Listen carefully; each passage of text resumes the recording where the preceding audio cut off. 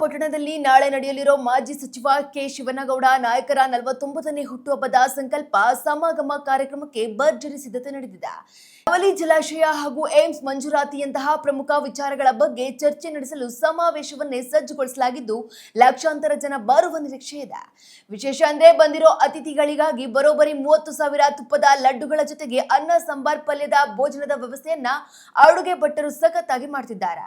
ನಾಳೆ ಸಂಜೆ 4 ಗಂಟೆಗೆ ನಡೆಯಲಿರೋ ಈ ಕಾರ್ಯಕ್ರಮದ ವೇದಿಕೆಯನ್ನ ಬಿಜೆಪಿ ಮುಖಂಡರು ಈಗಾಗಲೇ ವೀಕ್ಷಿಸಿದ್ದು ಕವಿತಾಳದಲ್ಲಿ ಈಗ ದೊಡ್ಡ ಮಟ್ಟದ ಹಬ್ಬದ ವಾತಾವರಣ ನಿರ್ಮಾಣವಾಗಿದೆ.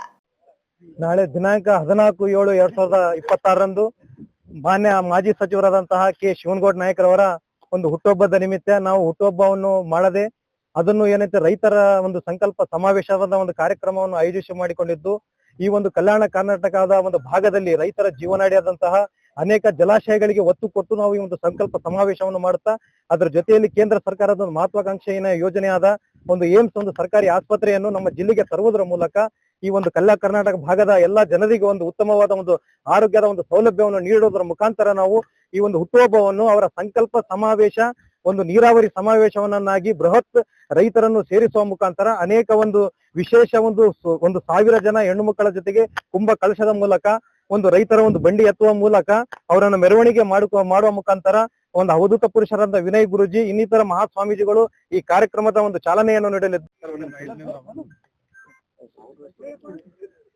ಇವನ್ ಕವಿತಾಳ್ ಪಟ್ಟಣದಲ್ಲಿ ಬೃಹತ್ ಮಟ್ಟದ ಸಂಕಲ್ಪ ಸಮಾಗಮ ಸಮಾವೇಶವನ್ನ ಪೂರ್ವ ಸಿದ್ಧತೆ ಕಾರ್ಯಕ್ರಮ ನಡೆದಿದ್ದು ಈ ಸಂಕಲ್ಪ ಸಮಾಗಮ ಕಾರ್ಯಕ್ರಮಕ್ಕೆ ವಿನಯ್ ಗುರುಜಿ ಅವಧೂತ ಪುರುಷ ನಡೆದಾಡುವ ವಿನಯ್ ಗುರುಜಿ ಅವರು ಈ ಕಾರ್ಯಕ್ರಮಕ್ಕೆ ದುವೆ ಸಾನ್ನಿಧ್ಯ ವಹಿಸಲಿದ್ದಾರೆ.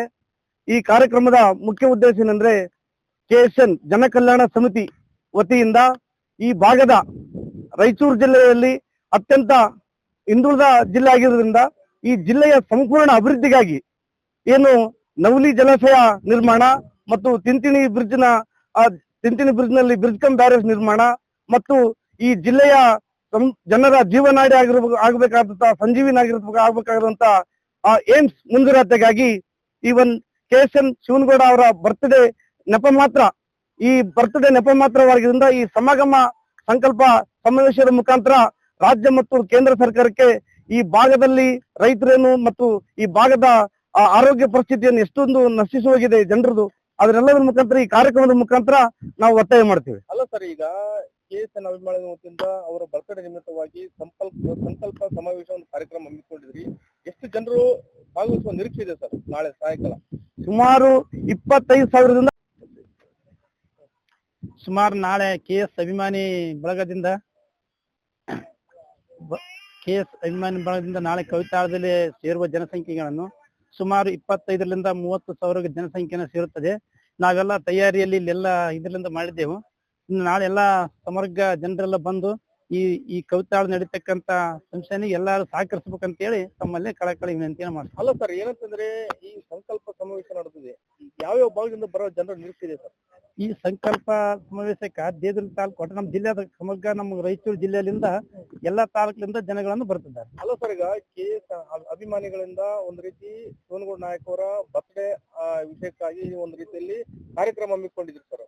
ಯಾಕಂತಂದ್ರೆ ಕೇಂದ್ರ ಸರ್ಕಾರ ಮತ್ತು ರಾಜ್ಯ ಸರ್ಕಾರ ಮಾಡದೇ ಇರತಕ್ಕಂತ ವಿಚಾರವನ್ನು ಈಗ KSN ಅಭಿಮಾನಿಗಳ ಬಳಗವನ್ನು ಹಮ್ಮಿಕೊಂಡಿರುವುದು ಒಂದು ರೀತಿಯಲ್ಲಿ ಜನರು ಕೂಡ ಒಳ್ಳೆಯ ಭಾವನೆ ಕೂಡ ಅಂತ ಹೇಳ್ತಾ ಇದ್ದಾರೆ ಸರ್.